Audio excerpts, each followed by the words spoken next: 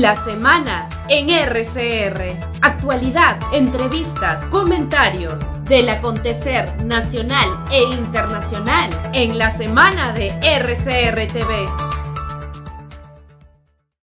Es hora de darle la bienvenida, como cada sábado, al doctor Herbert Cuba García, médico especialista en política de salud pública, analista de opinión, comentarista en el portal El Montonero y analista también permanente a través de RCR. Qué gusto saludar al doctor Herbert Cuba, muy amable. Muy buenos días y un saludo a través suyo a todos los peruanos. Su reciente artículo, Ministerio de Salud, Organización Panamericana de Salud y Emergencia por lluvia, me traslada a preguntarle, pues, en medio de toda esta emergencia que estamos viviendo, este desastre que vivimos, parece una película calcada desde el año 2017, ¿no? Parece que estuviéramos trasladando las imágenes del 2017 al 2023, ¿no? Y nos pone en un tema que ya no lo podemos negar, ¿no? Somos un país vulnerable y eso hay que admitirlo, ¿no? Entonces, ¿cómo está analizando usted esta situación, doctor Herbert Cuba? Mire, en primer lugar, hay que señalar que estos desastres son humanos, porque lo que ha fallado aquí es la administración del riesgo del territorio en el que vivimos. Como todos sabemos, cualquier actividad humana tiene un riesgo. Cualquier actividad humana genera peligros. Entrar a la cocina y puede representar peligros. Levantarse en la mañana y salir a caminar puede tener peligros. Todo tiene riesgos. Y lo que aquí se trata es de que los seres humanos que habitamos el territorio nacional conozcamos nuestros riesgos y podamos gestionarlos. Y aquí hay etapas. Cuando los riesgos no se conocen bien o pueden ser imprevisibles, existe lo que se llama la precaución. Cuando ya los riesgos se conocen y ya son temas recurrentes y podemos esperarlos, se hace la prevención. Y cuando ya los riesgos requieren, se pueden hacer inclusive tratamiento. En este caso, el caso peruano, ha fallado la precaución y la prevención. Y esto es así debido a la geografía que tiene el Perú. No nos olvidemos que la zona costera es una franja de 35 a 40 kilómetros a lo largo del norte al sur, que es un desierto, surcado por ríos, pero que a su vez que tiene pendientes desde la cordillera occidental. Eso significa que cualquier lluvia se dé en la falda de la cordillera, lo que va a originar es una avalancha de agua, denominado Huayco, Yapana, etc. Esto es recurrente en todo el territorio nacional, no solamente es Lima, ni siquiera algunas cuencas. Es evidente que hay cuencas más riesgosas que otras, pero eso no significa que el riesgo desaparece en todas las demás. Por eso es importante la gestión de riesgo, y esto implica el conocimiento de los peruanos de la geografía peruana, de la geografía nacional. El segundo aspecto que tiene que ver aquí es que las políticas públicas no están enfocadas en el riesgo. Las políticas públicas en el país se diseñan tomando en cuenta muchos factores, pero quizá el más importante es ligado a tu territorio, a la geopolítica, a la ligación del hombre con su territorio y a la forma de hacer política dentro de su territorio. Y este es otro aspecto que aquí ha fallado. El tercer aspecto es que cuando se construye el programa de reconstrucción con cambios, se hace ya en la tercera fase, es decir, ya había pasado en el Niño Costero el año 2017 la fase de atención, ya había pasado la fase de rehabilitación y venía la fase de la reconstrucción. Por lo tanto, el enfoque que tenía esta reconstrucción con cambios era efectivamente en lo que se llama la reconstrucción, de ninguna manera en las actividades de prevención de riesgos, que eso seguía a cargo de lo que hoy día se conoce como la DIGERT de cada uno de los sectores, que son las direcciones generales de gestión de riesgo en el país. Esta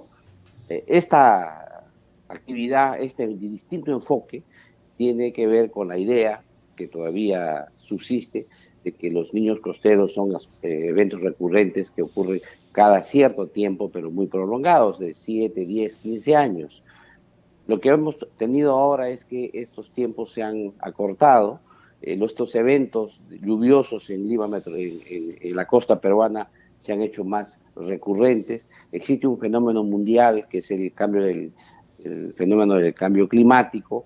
Existe un calentamiento persistente de las aguas del Pacífico, lo que hace prever que estos eventos lluviosos o pluviales en la costa va a ser recurrente.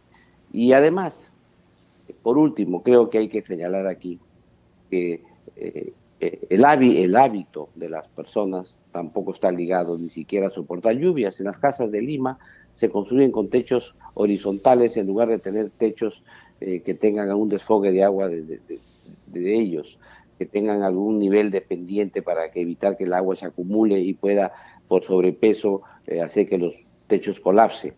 También todavía persistimos en la construcción del adobe, y así una serie de cosas que vienen como costumbres anteriores que nada tienen que ver con la gestión de riesgo que debe tener toda sociedad moderna. Y aquí tenemos que detenernos a un tema que probablemente va a ser un tema de discusión para los próximos años, ¿no? Pues si bien es cierto, no hemos tenido nunca una cultura de prevención, una cultura que establezca políticas públicas, como usted lo señala con suma claridad, referido al tema de previsión y prevención. Y esto alcanza a varios gobiernos, no solamente a los gobiernos donde se crea la Autoridad de Reconstrucción con Cambio, ¿no? Hay que ser justos. Claro está que en el año 2017, cuando ocurre el fenómeno del Niño Costero, salieron un conjunto de propuestas, ¿no? Una de ellas fue la Autoridad de Reconstrucción con Cambio, con muchos ofrecimientos, ¿no? Se iba a reconstruir con cambio, ese es el famoso eslogan que tenía Pedro Pablo Kuczynski, ¿no? Al año siguiente fue Martín Vizcarra. Yo recuerdo muy bien, y esto yo lo remarco, pocos lo quieren sacar a la luz, pero es bueno sacarlo. ¿Por qué? Porque Martín Vizcarra, la primera actividad que tuvo como presidente de la República fue irse a Piura. Bajó de un avión del ejército y ahí se dirigió a los piuranos a decirle que iba a reconstruir con 5.000 millones de soles, ¿no? Aplausos más, aplausos menos, ¿no? Después, años después, ha ido también Francisco Sagasti, Pedro Castillo también cuando era presidente, también en cada sesión descentralizada que iba, ofrecía en Piura, ¿no? Incluso fue un poco más allá, se registró un sismo en una de las provincias y también dijo vamos a reconstruir, vamos a poner viviendas. No se ha hecho absolutamente nada. ¿Por qué le traigo esto a colación? Conversaba con dos profesionales piuranos hace un momento, ¿no? Entonces va a haber una acumulación de expectativas ya, de exigencias. Como bien lo decía esta semana la periodista Diana Seminario, en un artículo de opinión, decía, cuidado que el norte se cansa también. Y es la verdad. El norte ya ha dado una tregua. El norte ya aceptó una reconstrucción con cambio. El norte ya vio pasar 4 presidentes y una 5ª presidenta. Entonces la gran pregunta ya no es el análisis, la reflexión, el diagnóstico, la foto, que me llegue el barro hasta la rodilla, ya no es eso. La gente quiere soluciones. Pocas palabrerías, soluciones, ¿no? Entonces, ¿qué es lo que se tiene que hacer? Mire, aquí hay varias miradas, lo que usted dice. La primera mirada es aquella mirada que saca agua para su molino, porque en esta circunstancia han coincidido 2 temas. Una emergencia debido al abuso del derecho a la protesta de la población para pedir que se vaya el gobierno, para pedir una asamblea constituyente, para pedir una refundación del Estado, porque es un Estado fallido. Esta es una primera lectura que lo que hace es juntarse con esta otra y decir, bueno, como les hemos dicho, esa es la demostración.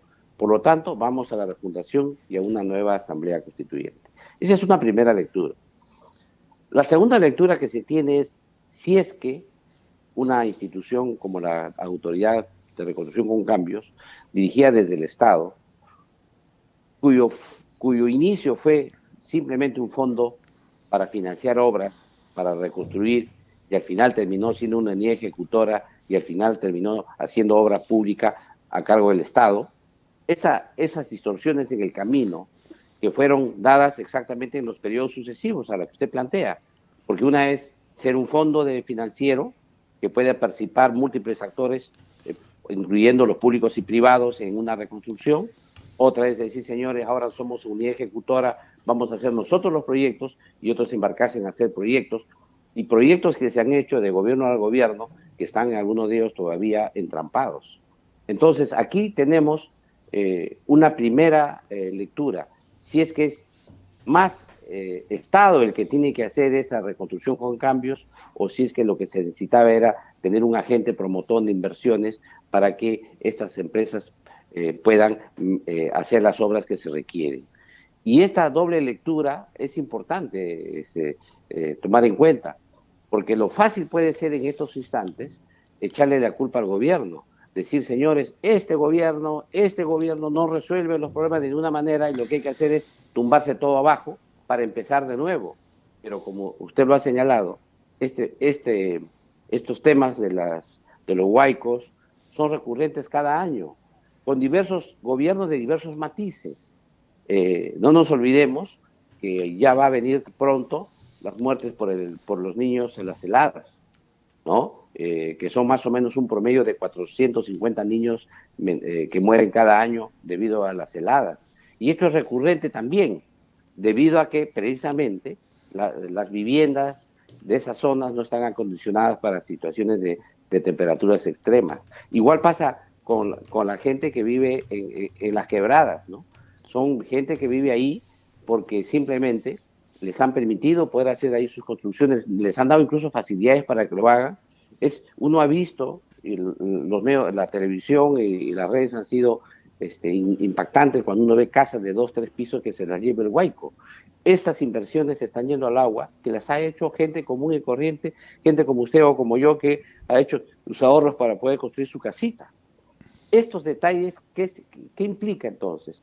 Que aquí es un trabajo conjunto, es un tema de adaptación del ser humano al hábitat de la costa peruana. Y ojo, que también en la parte oriental de la selva también existen las mismas pendientes y también existen estos huaicos de derrumbes que se producen en esa zona. Lo que pasa es que la densidad poblacional es menor y los efectos directamente sobre el hombre no se ven tan notorios. ¿Por qué le decía planteaba esta tingencia, doctor Cuba? Porque ya no solamente estamos hablando de gran parte de las regiones de la costa norte, ¿no? También estamos hablando de Lima, usted lo ha dicho con claridad. Estamos hablando de Ica, probablemente también esto tenga una afectación en Arequipa. ¿Sabe usted cuántas cuencas se han activado solamente en Lima? 28 quebradas se han activado. Así es. 28 quebradas. Así es. Entonces la gran pregunta es, la pregunta que nos hacemos, que así como ocurre en Lima, en zonas mesocráticas como Chaclacayo, Chosica, donde hay viviendas justamente de campo, viviendas para descanso, ¿no? El clima que tiene, y no se han tomado las previsiones. ¿Qué será en otros puntos del país? Conversaba con el vicedecano nacional del Colegio de Ingenieros de Perú, y también nos ponía varios casos muy parecidos en Piura. Y le puedo poner casos lo que ha ocurrido en Lambayeque, ¿no? En Morrope, ¿no? O también en el mismo centro de Lambayeque. La gran pregunta es, doctor Cuba, la culpa no la puede tener este gobierno, pero la reacción humana hace que exija. Y si no tenemos una línea clarísima en lo que queremos hacer, naturalmente, y no se ven resultados en el corto plazo, porque ya no van a pedir mediano plazo, ya no van a pedir la audiencia, van a querer que se haga la obra. Mire, yo quiero, disculpe de contradecirlo, A ver, acá hay un tema de fondo. Usted ha hecho la primera pregunta y yo le voy a responder. ¿Es posible que todas las quebradas que tiene la costa peruana se puedan realizar medidas de inversiones económicas cuantiosas para poder resolver el tema. ¿Usted cree que existe el dinero suficiente en el país? No existe. Pues. Pero sí podemos tener prevención, ¿no? Entonces, ahí viene la segunda parte, pues. Acá viene la segunda parte. Y yo he dicho dos palabras claves: precaución y prevención. No se ha hecho. Pero para hacer eso, precaución y prevención, requiere cambiar la cultura ciudadana de adaptación a la tierra peruana donde habita. Yeah. Y esto, quieras o no, implica, por un lado, mucha educación e información en la población, pero por otro lado también coerción. Y ahí viene el tema de fondo. ¿Quién pone el cascabel al gato? ¿Quién le dice al ciudadano, oiga, usted se ha llevado usted tiene su chacra? Usted sabe perfectamente que el río viene... Nadie va a poder venir a canalizar el río desde la cuenca hasta el final. A canalizar ese río es una obra tan grande de inversión. Qué interesante lo que dice usted. Qué interesante lo que dice usted. Porque cuando usted viaja a Piura, yo he tenido la suerte de viajar a Piura, Lambayeque, las zonas altas de La Libertad, conozco eso. En Piura he visto que dibujan las tierras. Dibujan las tierras. ¿Qué significa dibujar la tierra? La aplanan. Y acá en Lima también usted se va a la costa sur, aplanan las tierras, en las quebradas, y venden los terrenos. Y eso es un delito. Exacto. Entonces, ese es un delito. A eso quería llegar. Por eso está bien, que me contradiga usted, pero yo también le quiero mostrar temas reales. Ya. Entonces, en esa etapa, cuando empieza la coerción, y primero la educación y la información, y se decirle a la gente, oiga señor, usted está en un cauce natural. Hoy día es la quebrada seca, pero en cualquier momento se activa. No vaya usted luego a decir que no se le avisó. Señor, usted se muda de ahí. Segundo lugar, todos aquellos espacios que son rentables económicamente, que están al margen de las quebradas, se tiene que hacer inversión. Porque si es rentable hay que hacerlo, pero eso tampoco se hace. Y por último, todos sabemos, porque usted conoce el campo, yo también, yo le digo lo siguiente, que cuando vienen los ríos se llevan las acequias, las bocatomas. ¿Qué pasa cuando se llevan las bocatomas? Porque ya queda más profunda el cauce del río, ya no se puede echar agua a la chacra. Tiene que haber una inversión en las bocatomas. Ahí también ese es un gasto recurrente del agricultor que tiene que ser obviamente sufragado por el mercado. Esa es la realidad de nuestra agricultura. Pero si nosotros vamos a decir al revés, todo tiene la culpa del Estado, ¿cuánto Estado necesitaríamos? ¿Cuánto dinero necesitaríamos? Ojo, a pesar de que tenemos unas reservas internacionales importantes, a pesar de tener el Perú una economía que puede pedir préstamos internacionales, sería una pésima señal que nosotros vayamos a pagar la irresponsabilidad de generar viviendas, generar tierras agrícolas en lugares que son tradicionalmente quebradas y que no se le dice a la gente. ¿Sabe por qué no se le dice a la gente? Por populismo, porque la gente no quiere perder el voto, quiere ganarse a la gente. ¿Y sabe por qué no se le dice a la gente, doctor Cuba? Porque hay tráfico de terrenos, cosas que no se habla. Mire, nosotros hemos conversado con gente del Instituto Geológico, Metalúrgico, Minero. Ha detectado más de 2.000 zonas críticas en varios puntos del país. Cajamarca, Piura, Lambayeque, Ancash, hasta Lima. Saben, los gobiernos locales saben, los que trabajan en catastro saben perfectamente, los capacitan para eso. Pero ¿sabe qué? Hay mafias, doctor Cuba. Eso no se habla. Eso hay que decirlo.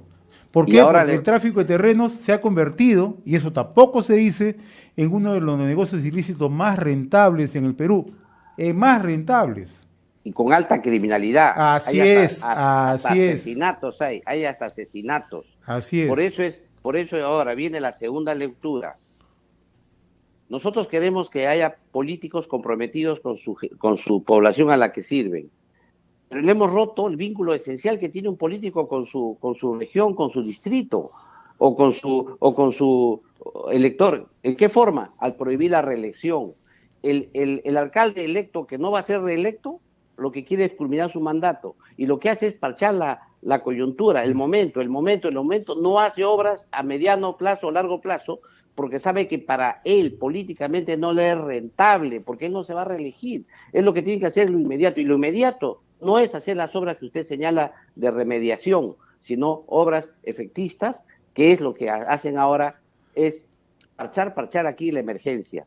Y por último, igual pasa con los congresistas. Le quita usted la reelección al congresista, el congresista ¿qué hace? Pretende mantener lo más tiempo posible en el cargo, resolver los problemas de la coyuntura, pero pierde en contacto con su realidad, porque no le es ya rentablemente, políticamente, seguir estando ahí. Eso ha cortado el vínculo, y ese es un sistema político adverso para un país que requiere gran inversión de infraestructura, que es el largo plazo. Y por último, hay que señalar aquí también que el sistema de adquisiciones para estas circunstancias no se adapta. Creo que es adecuado que se haga una nueva institución. Sí creo que crear una nueva infraestructura debe centralizarse toda la obra pública, pero con nuevas formas de adquisición, nuevas formas de contrataciones del Estado que permita una fiscalización permanente, pero sobre todo que le dé agilidad al sistema. Usted no puede tener obras paralizadas por todos sitios. Es solamente en salud, más de 3.500 millones de soles en obras paralizadas en hospitales que son esenciales. Eso debido a un sistema de adquisiciones que es sumamente reglamentarista, judicializable, que permite que cualquier postor inconforme te presente una acción de amparo y te paralice un proceso de obras que son requeridas por la población. Todo eso requiere repensar el tema de cómo se hace política en el país en relación a tu territorio. Aquí se impone la geopolítica. Yo creo que nunca como antes es vigente esa aserción, porque nuestra geografía nos obliga a que nosotros nos adaptemos a ella. ¿Nosotros qué queremos hacer? Decir, señores, ahora vamos a poner plata, 5.000 millones, 500 soles por persona que perdió casa. Oiga, señor, también los que hicieron casa en lugares prohibidos, también, señor, aquellos que hicieron sus casas en el centro de la Torrentera, en Arequipa, por favor, o sea, esos temas, si bien es cierto, es ayuda humanitaria, lo que uno quiere, pero eso no puede generar, es un derecho. De esa manera yo creo que hay que repensar esto con mucha fuerza. Yo he visto algo más que me llama la atención. Nosotros enjuiciamos fácilmente cuando el foco de una institución como es Reconstrucción con Cambios, con todos los defectos que tiene, le distorsionaron su función inicial. De un fondo promotor de inversiones pasó a ser una unidad ejecutora y al final a ser obra pública. O sea, todo ese cambio que ha habido en el trayecto, que tiene nombres y apellidos, tiene apellidos que son Vizcarra, Sagasti, etcétera, todos esos cambios que han hecho, que son cambios ideológicos, porque finalmente lo que se quería es que no haya inversión privada en lo que es la reconstrucción con cambios en el país. Y es obvio, pues, que la reconstrucción hecha de Estado a Estado o hecho solo por capital público, por dinero público, es muy escaso frente a la gran necesidad de inversiones que tiene para estas circunstancias el país. Sin lugar a dudas, ese es un tema que se tiene que abordar y con mucha transparencia, porque cualquier propuesta que se quiera hacer adelante, lo que tiene que hacer es, primero, que tenga confiabilidad, segundo, que se maneje con transparencia, y segundo, como funcionan muchas empresas privadas con metas. Porque ¿qué pasa? Pues llega un funcionario, alguna autoridad de reconstrucción con cambio, o el nombre que se le quiera poner, infraestructura, lo que fuera, como no quiere comprometerse, no firma.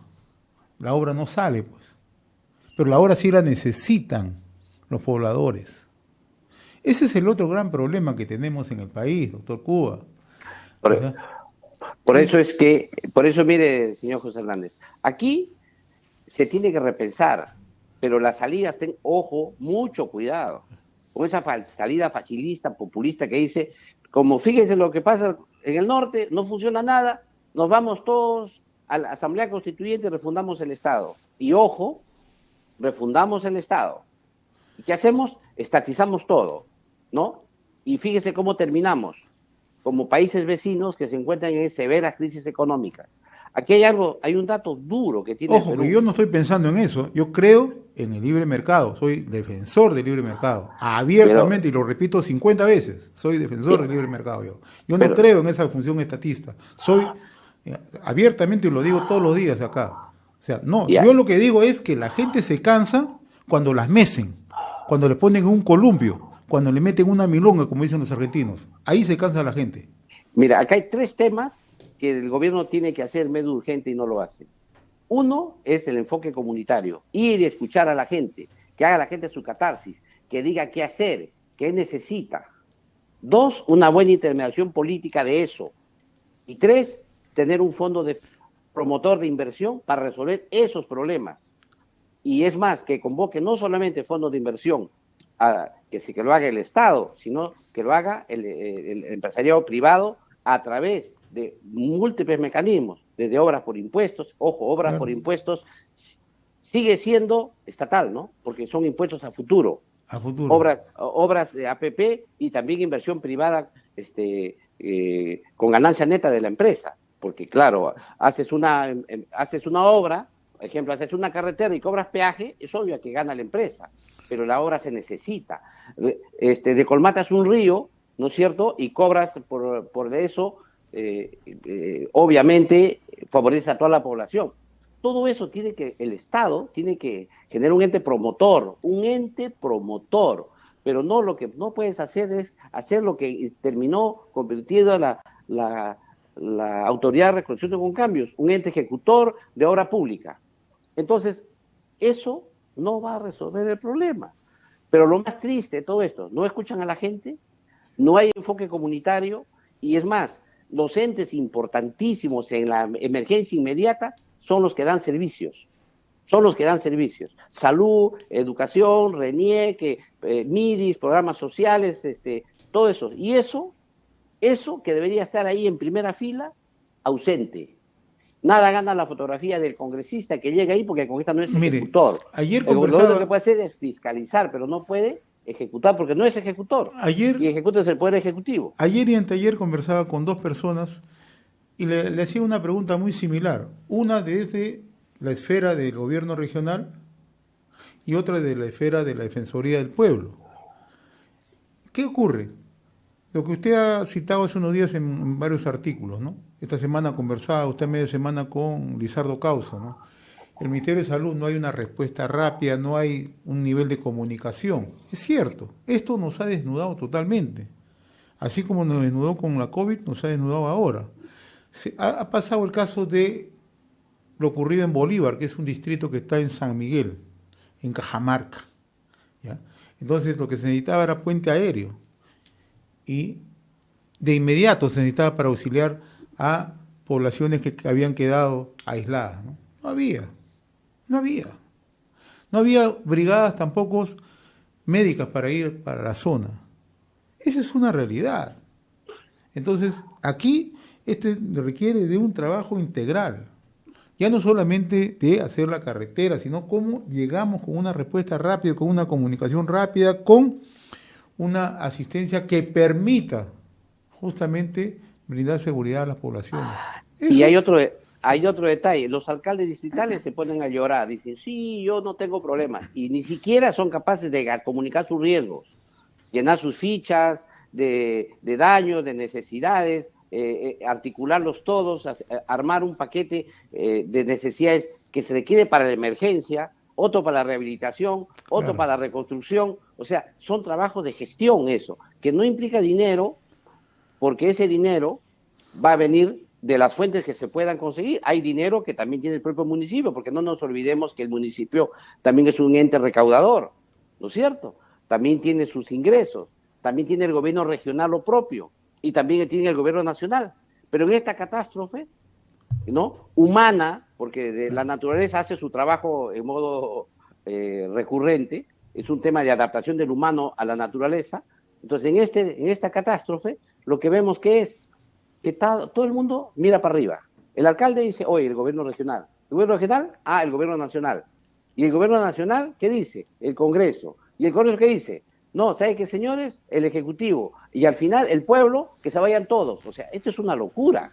Esto es una locura. Si alguien... Claro que es una locura. Y claro que es una locura. Y eso, lastimosamente, eso se ha convertido en un círculo muy vicioso y muy peligroso. ¿Por qué? Por desidia de las autoridades, ¿eh?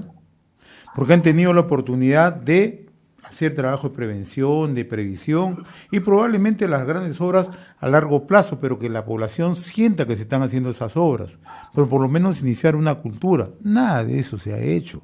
Y hay un detalle adicional, nos ha calzado un momento difícil porque tenemos alcaldes que recién inician su gestión, que todavía están en proceso de aprendizaje, tenemos gobernadores regionales que también están en proceso de aprendizaje, tenemos presidente de la República que recién está aprendiendo el tema, tenemos ministros que recién están aprendiendo, y tenemos congresos que van al Congreso por primera vez, que están todavía en proceso de aprendizaje. O sea, ¿qué tenemos entonces? Una conducción política del país de gente que todavía no está a la altura de enfrentar una situación de gobierno de la magnitud que tenemos, conflicto social, ahora desastre de este es un combo, lluvias, un combo inimaginable, la verdad. Si alguien quería hacer una propuesta o una producción así de Perú hace 10 años, no lo hubiera hecho, la verdad. Con todo lo que nos está ocurriendo sucesivamente, aún así lo hubiera pensado, no hubiera calculado a la situación de desastres naturales, de crisis política, de crisis económica, de crisis de valores a la que hemos llegado. La verdad. Y le voy a decir algo. Seguro que usted, todos los días, los que estamos en este tema, leemos la prensa. ¿Qué observamos? Que los medios de comunicación, todos en su totalidad, al sensacionalismo, ensalzan todos los desastres que ocurren efectivamente, critican a todos los funcionarios, pero no hacen pedagogía, no dicen a la gente, oiga, ¿cómo se le ocurrió vivir acá? Oiga usted, ¿cómo puso acá a sus hijos? ¿Cómo es posible? Cosas así que usted acaba de señalar, Doctor pero hay algo Cuba, más. Mire, hay un detalle. Cuando ocurrió lo del 2017, nosotros arrancamos acá el 2016, ¿ya? Nosotros transmitíamos con algunas emisoras en Piura. Y antes del Niño Costero ocurrió una sequía en Piura.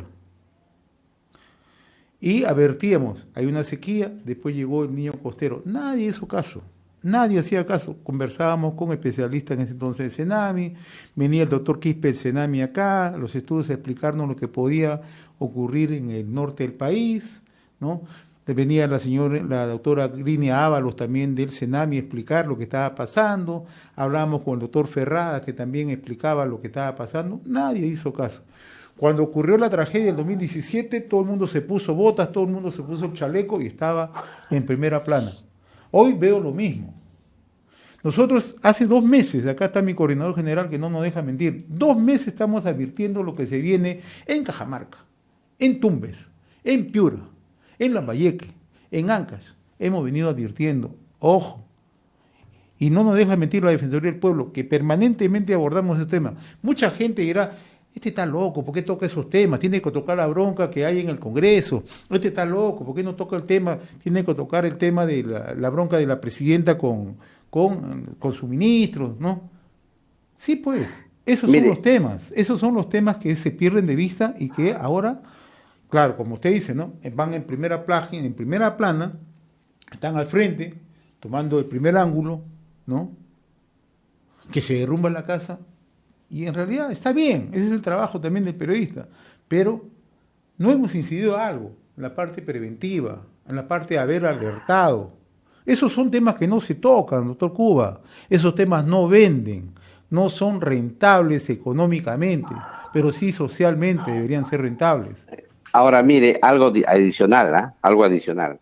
Los medios de comunicación ahora que estamos observando, tienen un tema de reemplazo político fácil. Ahí dice, estamos en el tema de las protestas, ahora pasamos al Niño Costero, pero el motivo final es el mismo. Es que el Niño Costero demuestra que debe irse el gobierno. Sale un titular de un periódico americano muy importante, por supuesto, y inmediatamente el titular es que se vaya el mismo. O sea, todo lo que ocurra es culpa del gobierno. Todo lo que ocurre es culpa de Dina Boluarte. Entonces llegamos a un tema en que eso no abona la solución del problema del país. En estos instantes lo que nosotros necesitamos es precisamente pensar, estructurar una respuesta articulada, gobierno regional, gobierno local, gobierno nacional, pensar una respuesta inmediata a la emergencia, una respuesta a la rehabilitación, de una vez a la reconstrucción, pensar en proyectos de largo plazo, crear entes promotores de inversión. Usted lo ha dicho con claridad. De inversión. Mire, cuando ocurrió en Colombia en 1985 la tragedia de Armero, murieron más de 20.000 hermanos colombianos en Armero, en Colombia. ¿Qué hizo el presidente de Colombia? Se trasladó a la zona, armó todo, llamó a la paz social para reconstruir esa ciudad, en medio de todo el dolor. Porque se tiene que hacer así. No hay otra forma de actuar. No hay otra forma. No hay otra manera. Pero, sí, lo escucho, doctor. Yo creo que ahora viene el otro tema más complicado, que es el debate ideológico profundo que va a haber, sí, en relación a cuál debe ser la naturaleza de la nueva institución de reconstrucción que va a tener esta institución planteada por el presidente, y que ya el presidente del Congreso ha dicho que le dará la máxima prioridad en su debate. Ese es un tema fundamental.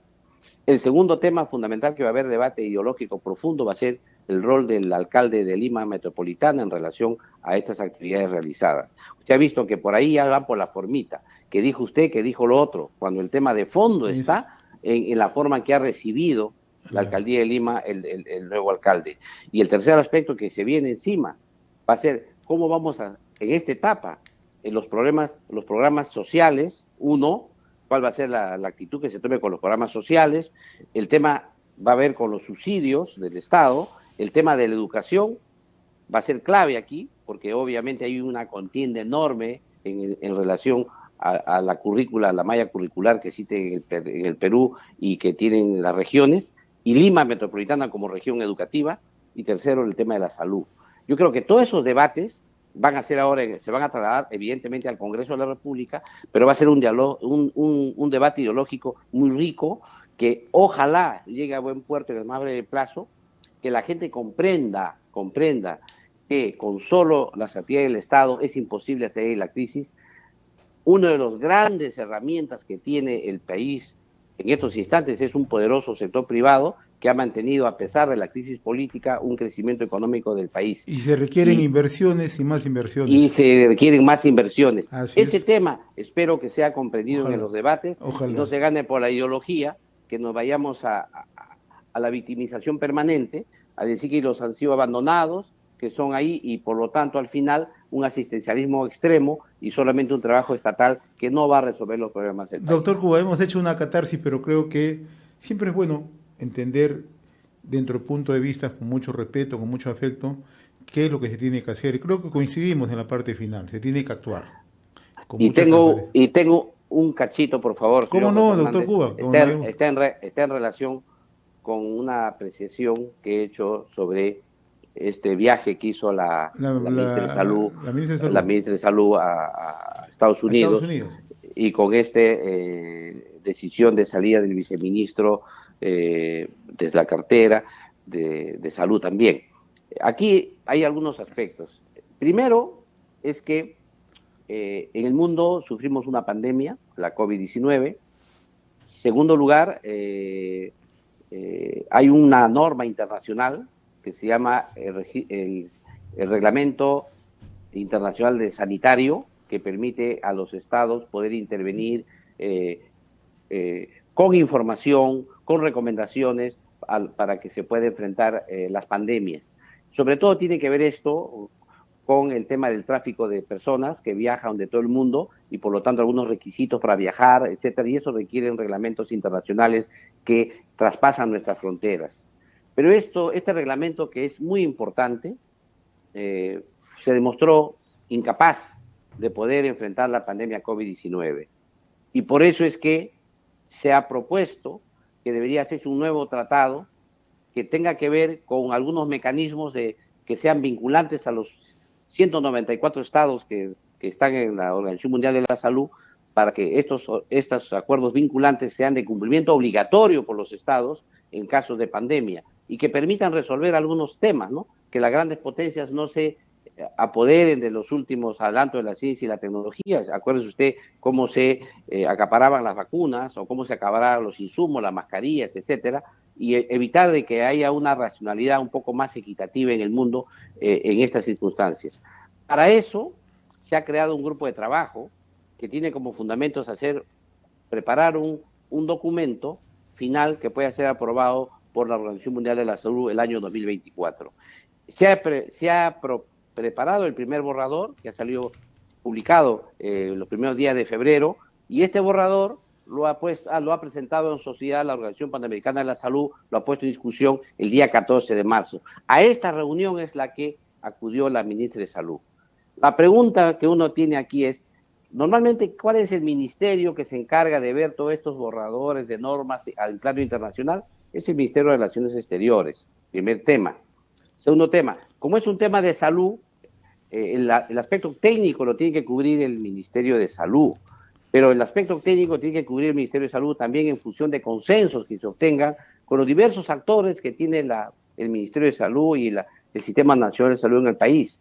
Me refiero concretamente a los componentes del Sistema Nacional de Salud que están en el Consejo Nacional de Salud del Ministerio de Salud, que son el de Salud, las Fuerzas Armadas, Policía Nacional, la sociedad civil, los sindicatos, los gremios, etcétera. Todos tienen una palabra que decir para enriquecer la propuesta peruana que se puede llevar a la Organización Mundial de la Salud para que aprueben este nuevo acuerdo marco, este nuevo tratado internacional. Sin embargo, la ida de la ministra ha sido más que todo un tema protocolar y político, es decir, el Perú está en el tema porque todavía no se han estudiado las propuestas peruanas que se van a llevar al extranjero, porque sería peligroso que lleve propuestas personales, que cuando cambie de ministro venga otro ministro, tenga nuevas propuestas personales y quiera cambiar en el camino. Yo creo que eso, por ser un tratado internacional, debería tener propuestas de Estado, que trascienden gobiernos, que trascienden personas y miran más el interés nacional. Entonces, ese ha sido la justificación de su viaje allá.